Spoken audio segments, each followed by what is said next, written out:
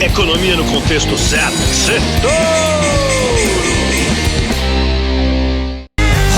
Boa noite, Brasil e ouvintes da Jovem Pan, bem-vindos ao Sextouro, o resumo da semana econômica no contexto certo. E essa foi uma semana que mais parecia um trem fantasma.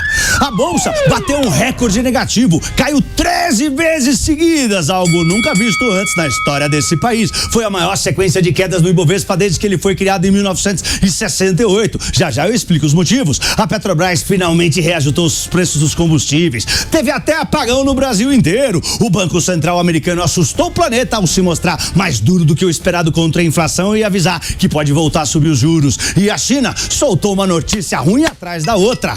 Na política, tivemos um atrito entre o ministro da Fazenda, Fernando Haddad, e o presidente da Câmara, Arthur Lira, que travou a pauta econômica. É agosto, mês de desgosto. Apertem os cintos que o mês está só na metade. O índice do medo VIX subiu bem em Chicago hoje, indicando que os investidores esperam mais volatilidade nas bolsas daqui pra frente. E as bitcoins, vocês viram? Ontem à noite, o Elon Musk, o homem mais rico do mundo, avisou que vendeu 10% da sua posição, 373 milhões de dólares, e vai usar o dinheiro. Não vai voltar para as bitcoins, não deu outra. As bitcoins amanheceram hoje caindo 10% aos 26.500 dólares. Nessa semana, o Ibovespa, que conseguiu não cair hoje, né, depois de 13 quedas seguidas, fechou com um pouco mais de 2% de queda, né? Ó, a patada do urso forte aqui, na casa dos 115.300 pontos, enquanto o dólar fechou com uma alta de 1%, mais ou menos, na casa dos 4,97. Vamos para os pontos que eu separei para o nosso Sextouro de hoje. Primeiro ponto, queda histórica na bolsa. Nunca antes na história desse país o Ibovespa engatou uma sequência de tantas quedas. 13 quedas consecutivas, algo que nunca tinha acontecido no Brasil. Isso que o Brasil já teve 2 impeachments, né? Collor e Dilma, se é que o Collor foi, 5 moedas diferentes, 8 planos econômicos antes do real segurar a hiperinflação.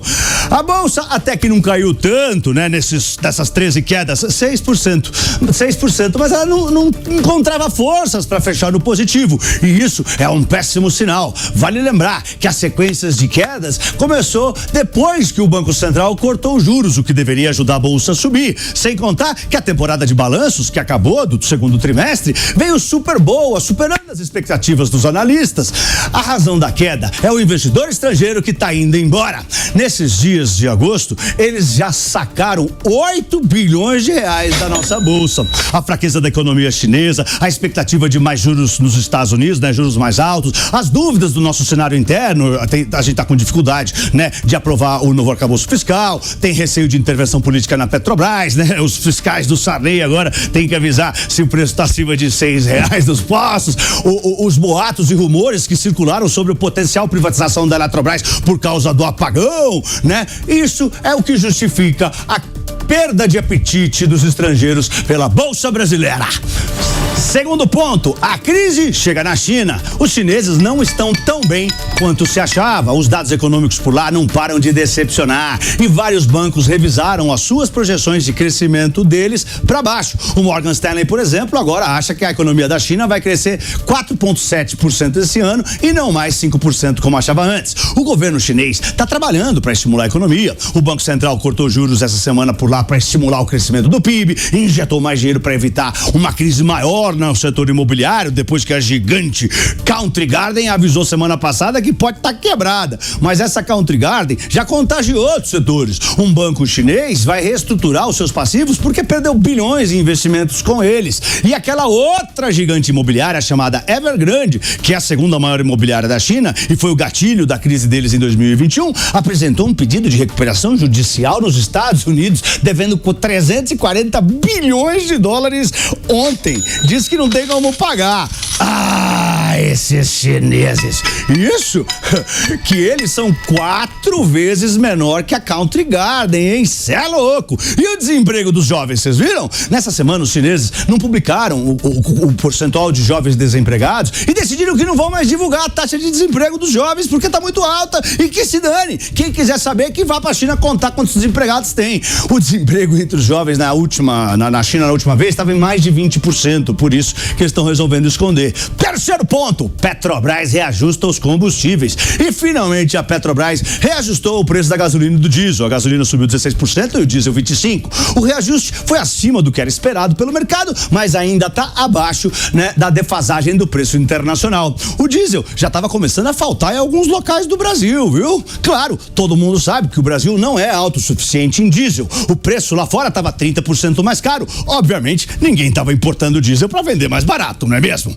Numa audiência no Senado, o presidente da Petrobras, Jean Prats, negou que a empresa vá subsidiar o preço dos combustíveis, né, os combustíveis, apesar de não seguir a paridade internacional. Disse também que a Petrobras pode ter lucros sem seguir a política de preços antiga e que ninguém no governo interferiu para a estatal não reajustar os preços. Falou que a antiga política dos preços não faz sentido para a Petrobras porque o Brasil é autossuficiente em petróleo e que se fosse seguir a política anterior, o diesel teria que ter subido R$1,10 e não 70 centavos como subiu, e que a gasolina teria que subir 56 centavos e não os 41 centavos que foram anunciados.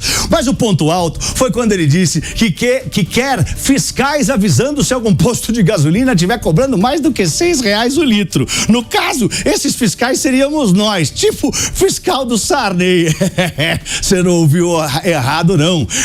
É isso que ele quer. É cada uma que parece duas. Quarto ponto. Haddad e Lira têm atrito que trava a pauta econômica.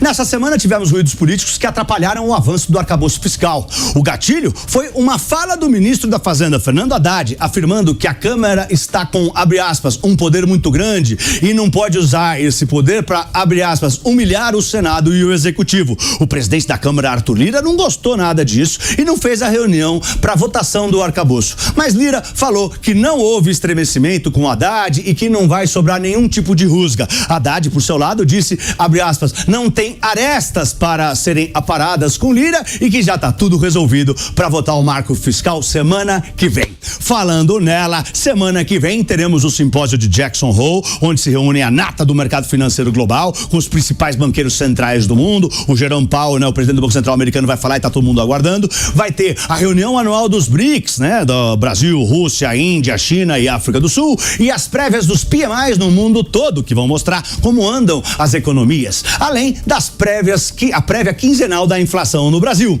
Eu sou Pablo, boa noite e um lindo fim de semana em família. Oi, Torinho! Ai, Torinho!